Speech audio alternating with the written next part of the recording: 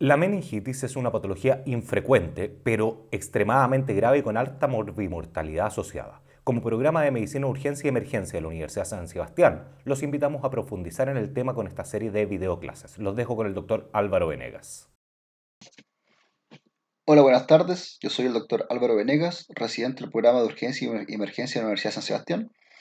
Y esta serie de videos que vamos a ver, vamos a conversar sobre la meningitis, pero específicamente sobre la meningitis de las poblaciones especiales. ¿Cuáles son las ideas principales que quiero que se lleven de este grupo de presentaciones?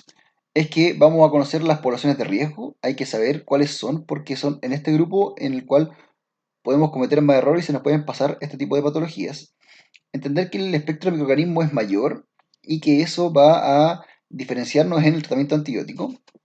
Hay que tener una alta sospecha clínica. Este grupo de pacientes en general son oligosintomáticos, este tipo de entidades, y eso dificulta mucho el diagnóstico.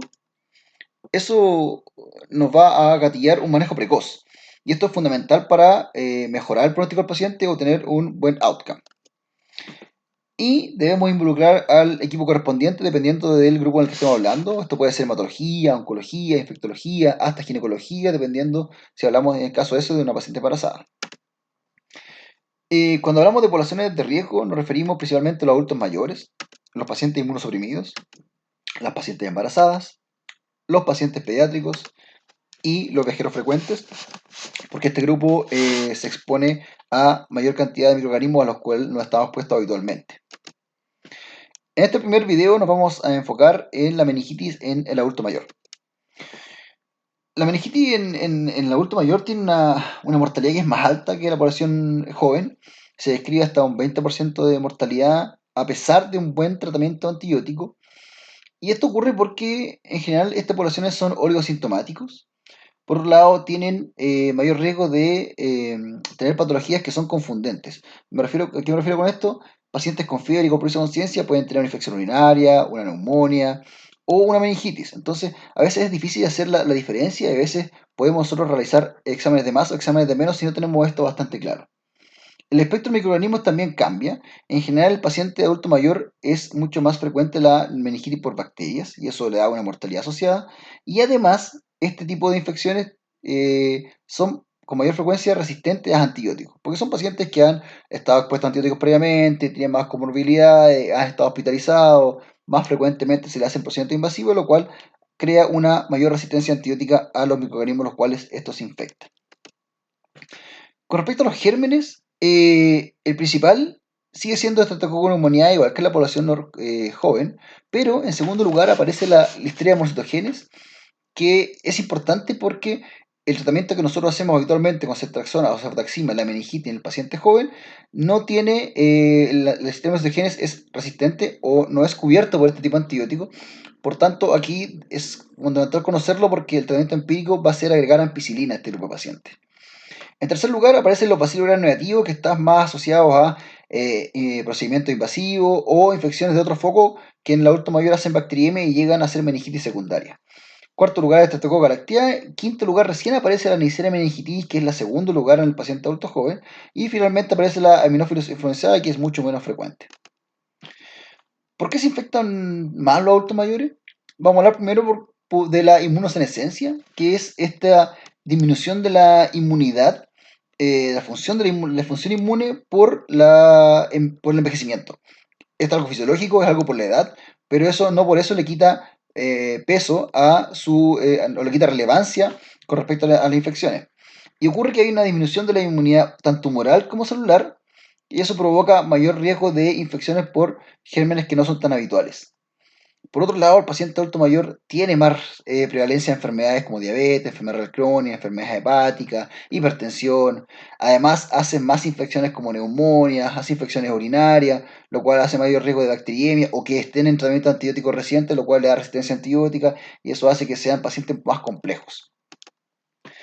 Con respecto a los bacilos gram negativos, existen dos mecanismos principales por los cuales el adulto mayor se puede infectar de este tipo de microorganismos. Y es el primero, en caso de procedimientos neuroquirúrgicos, que hay una infección directa de la meninge por el microorganismo gram negativo, o por bacteriemias secundarias a infecciones de otro foco, principalmente infección urinaria o infecciones gastrointestinales. Con respecto a la clínica, tenemos que tener alta sospecha clínica. Estos pacientes son oligosintomáticos. En general, en meningitis los pacientes pueden tener fiebres leves o fiebres que son ausentes, no, pacientes, no tener fiebre, que es muy frecuente en el adulto mayor. Y por otro lado, la cefalea y la rigidez de nuca solo está en el 50% de los pacientes con meningitis.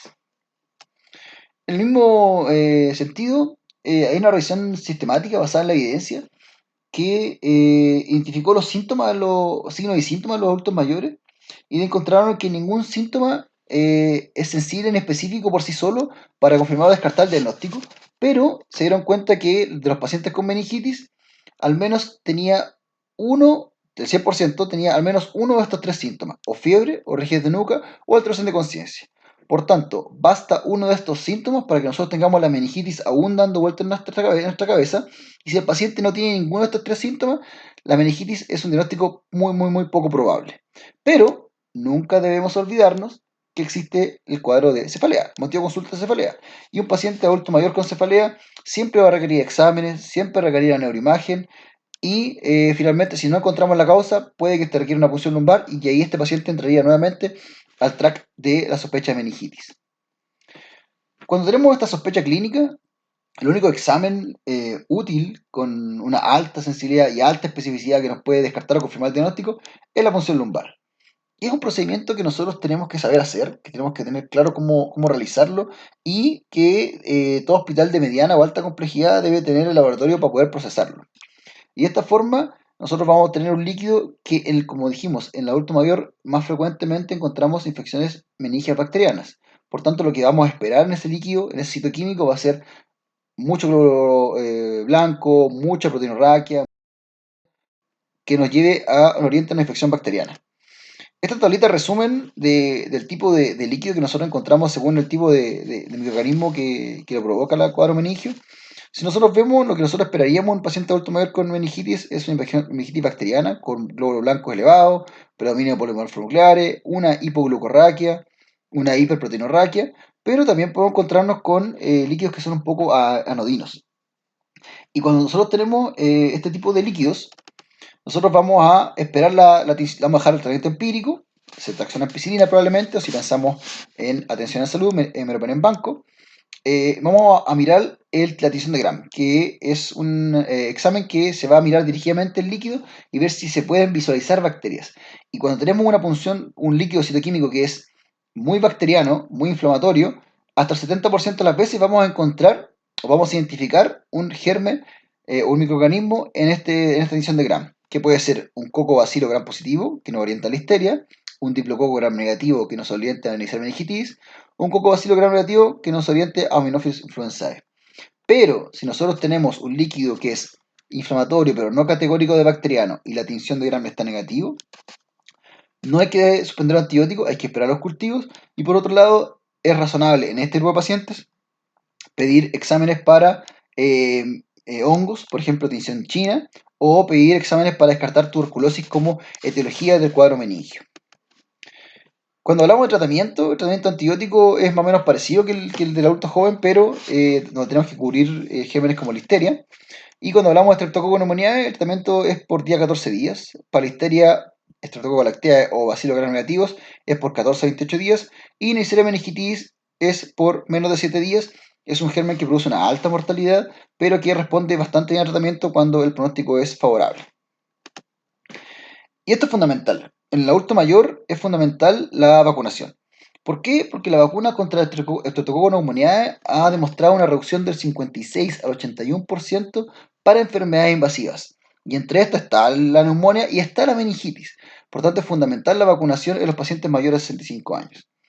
Y la vacunación con la Neisseria meningitis es importante en cuadros cuando hay brotes, cuando hay viajes o visitas o residencia en áreas endémicas, principalmente en el cordón de meningitis de África, en Asia y en Sudamérica en los viajes a Brasil. Y a modo de conclusión, para terminar con el tema de meningitis en adulto mayor, hay que entender que no es lo mismo el adulto mayor que el adulto joven en este tipo de cuadros. Los adultos mayores tienen más alteración neurológica, pero tienen pocos síntomas clásicos de meningitis. Tenemos pacientes que, como son oligosintomáticos, la estratificación de riesgo es difícil en el servicio de urgencia, es compleja, pero tenemos que tenerlo claro para tener una alta sospecha clínica y que no se nos vayan a pasar a este tipo de pacientes. El citoquímico o el líquido cefalorraquídeo en general va a ser muy bacteriano, muy inflamatorio, pero en el caso que sea eh, anodino o inflamatorio leve, pensar en hongos, pensar en tuberculosis como etiología de la meningitis. Recordar que los microorganismos son diferentes, recordar también que tenemos alta resistencia antibiótica por todo lo que conversamos previamente, y saber que en este grupo de pacientes, como en todas las poblaciones especiales, muchas veces tenemos una sola oportunidad para poder cambiar el pronóstico de nuestro paciente, y si nosotros lo hacemos bien, podemos tener un buen outcome, y si lo hacemos mal, quizás podemos tener un mal outcome. Las ideas principales de este grupo de presentaciones: debemos conocer las poblaciones de riesgo, debemos conocer el espectro de microorganismos, saber qué va a modificar el tratamiento antibiótico, tenemos que tener una alta sospecha para que no se nos pasen estos pacientes, y con eso realizar un manejo precoz para cambiar el pronóstico de nuestro paciente. Y recuerden involucrar a los equipos correspondientes, si dependiendo del tipo de paciente que tengamos enfrente, recordemos hematología, infectología, oncología, ginecología, para que nuestro paciente tenga el mejor pronóstico posible. Aquí está la bibliografía, si quieren revisar más el tema. Muchas gracias. Esperamos que haya sido de utilidad. Los esperamos también en los siguientes videos de esta serie y los invitamos a seguirnos en nuestras redes sociales, tanto en Twitter, Facebook y nuestros canales de YouTube. Nos vemos. Chao, chao.